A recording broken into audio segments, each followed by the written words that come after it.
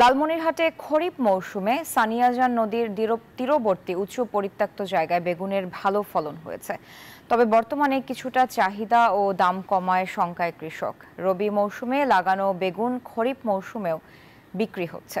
কৃষি বিভাগ বলছে বেগুন সহ সব সবজি আবাদের কৃষকদের পরামর্শ সহায়তা দেয়া অব্যাহত রয়েছে।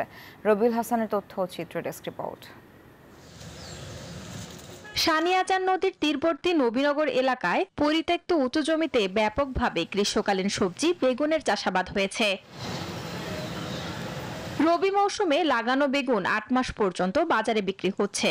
এর মধ্যে লালমনিরহাটের পাটগ্রাম উপজেলায় এবছর খরিফ মৌসুমে বেগুন, পটল, করলা, ঢেঁড়স সহ প্রায় ৭০০ হেক্টর জমিতে বিভিন্ন শাকসবজির চাষাবাদ হয়েছে।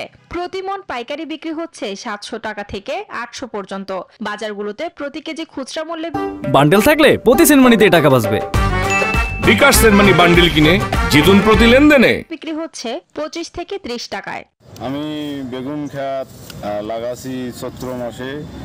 এরপর তো সপ্তাহে আমি ২ হইতে ৩ মণ ৪ মণ করে ছিটতেছি।